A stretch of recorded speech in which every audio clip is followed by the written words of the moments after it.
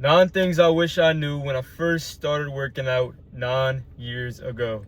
It's been a long little process. I started off with working out for baseball only, strength only for about 4 or 5 years. Then I graduated into bodybuilding a little bit. And the past 2 years or so, I really focused on trying to, balance out my physique with the chest and the arms. Because before, I was training for athletics and power and strength. So I was training my back, my core, and my legs really hard. But over the past 2 or 3 years, I've really focused on building my arms, my shoulders, and my chest, right? So let's go over the 9 things. Number 1, and if y'all see me looking down, I'm looking at the computer. Number 1, there's 100 different methods to optimal gains, right? And I'll tell you this, 90% of your gains will be from the fundamentals. And what are those? The fundamentals are hit your protein goal, hit your calorie goal, progressively overload, which means just continuously make the weight heavier or do more reps, right? Basically making the muscle work harder, right? And hitting your sleep, right? That's all there is to gains. 90% of gains is that. Or shooting up steroids, right? But we're not doing that. Yeah, but that is what it is, boys. That's all there is to it, all right? 10% of the gains may come from the minuscule science-based optimal lifting or whatever, right? But I've learned that you got to turn off your brain sometimes and just focus on the fundamentals, all right? They haven't changed, and they will remain the same until the end of time, right? When it comes to working out and improving your fitness. All right, number 2, being able to block out the newest scientific study on how to work out, eat, cardio, whatever topic there is. The newest scientific study, having to block that out, right? Because if you keep looking at every new study, you will spin your wheels. You will think, oh, I'm doing this wrong, right? And this causes you to lose gains. And why is that? Or gain slower. Why is that? Because you're trying too many different things all the time, over and over again, right? I'm not saying you can't experiment, because experimenting is good. That's how you learn, obviously. But if you're worried about every new scientific study, scientific video from your favorite scientific-based lifter, you're going to be spinning your wheels all over the place, all right? It ain't about how long can you lower down the weight, right? It ain't about how long can you hold the weight, right? It's about, are you increasing your reps? Are you hitting your calorie goal? Are you hitting your protein goal? Or are you getting your sleep? Are you getting hydrated? That's all there is to it. It's not all these new science-based studies, right? Because let's be real, a lot of these studies, what are they studying, right? Are you actually reading up on these studies? All right, number 3, we got comparison is the thief of joy. And the reason I say this is because if you look on social media, you will see a ton of people that are shredded to the gills and huge. And unless you're blasting gear like most of these people are, you will not look like them, okay? And if you just striving to look like them, which is not a bad thing to strive to look better, right? That's not a bad thing. But if you're striving to get their physique and you're not on gear, or if you're just on a very little gear, you will never reach that physique, all right? You won't. And that's why comparison is the thief of joy. You won't reach that physique unless you do the same things they do behind the scenes, right? Or they might just have crazy genetics too. That's always a possibility as well. Social media is full of people that are on gear and claim daddy, okay? And we also have, people will touch a weight and blow up, right? So even people that are natural, all right, it could be friends, it could be people you know, just acquaintances, peers, in the same gym as you, your friends, whatever it is, right? They might touch a weight and just blow up. You can be doing everything more optimal than them, but they might touch a weight and just blow up, right? You also have the people that, let's say you've been working out for 3 or 4 years. One of your friends finally starts working out. After 1 year, they look better than you after working out for 3 or 4. That's just their genetics, bro. You also got people that don't even touch a weight and they look better than you, right? That's genetics, all right? And this is why you need to compare yourself just to the previous year you.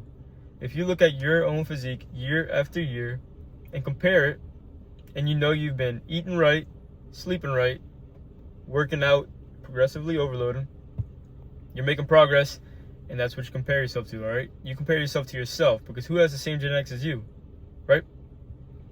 2 people could work out for 5 years. One person might look amazing. One person might look, good, but they're not amazing. It's just the genetics, right? Just the genetics. All right, number 4, we got cardio does not kill your gains. I wish I knew this, because whenever I started seeing posts about cardio killing your gains, it made me stop doing cardio. I was not as consistent with it. And that's terrible because cardio, I realize whenever I do it, I feel way better. Mentally, physically, health markers all go up when you do cardio. All right, you got the people online saying cardio kills your gains. It doesn't. What kills your gains is maybe not eating enough protein, eating enough calories, right? That's the only thing that can kill your gains, not cardio. Unless you're doing extreme, copious amounts where it is stressing you out, making you feel bad. But how many people are really doing that, right? Now, if you're running marathons all the time, baby, all right? But being one-dimensional and just worried about gains is, I feel like that's not a good way to go about fitness. Fitness is an overall health thing. Now, of course, a lot of us just do it to look good, all right? That's probably the biggest reason people do it, right? But cardio, I mean, it's going to help you look better, right? It's going to help you feel better. It's going to help you have better overall physical health, right? All right, number 5, we have you should do cardio even if you are in a bulk or even a maintenance phase. The reason I say this is because once you lose that cardio habit, I mean, it's much tougher to get back, right? It'll cost a lot of discipline, a lot of willpower to get it back, right? I think you should be doing cardio 2 or 3 times a week at least, every year, all year long, right? 2 to 3 times a week, 20, 30 minutes a day. It's not too much, right? It's a small investment in your health. And this will allow you to get more nutrients even when you are bulking, all right? Yeah, I understand you're already in a calorie surplus, but you could eat even more. And more nutrients equals more gains, right? Better hormonal profile, right? So you want to do cardio even if you're bulking. Number 6 is understanding that calories in, calories out is true. Okay? It is true. But, you know, if you do just follow calories in, calories out, and you're eating junk and stuff, you will feel bad. You won't look as good as you possibly could. Your hormones will be a little bit jacked up, right?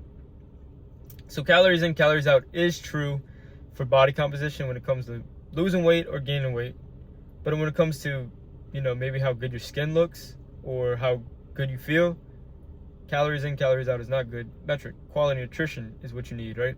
Because if you hit your calorie goal, whether it's a surplus, a maintenance, or a cutting phase, you will look better with quality nutrition in all 3 phases, right?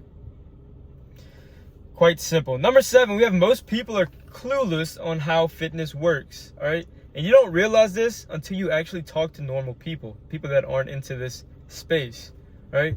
When you get off your phone and talk to people in real life, you realize how many people are clueless. They don't understand how working out, progressive overloads, things of that nature works. They don't understand how calories work, right? I had this guy tell me the other day when I was on the phone, yeah, I've been just drinking Monsters all day. I drink about 2 bottles of water a month. But I'm going to cut out the Monsters and drink a lot of water, and I'm going to get shredded. I mean, you might lose a little bit of weight if the Monsters were full of calories. But I don't know. You tell me. That's like just a crazy, obscene story to me. All right, I don't know if y'all think so, but that's what I think. All right, number 8, we got lean is law. This is very true when it comes to a physical attractiveness standpoint, okay? I really don't think you should bulk past 15%.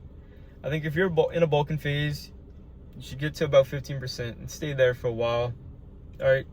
I don't think there's really any benefit going higher than that. You'll look bad. You'll feel bad. And you're already eating enough calories for growth, right? And it's going to make the cut that much harder, right? So I don't think you should go past 15% body fat. But lean is law. You will look better, feel better.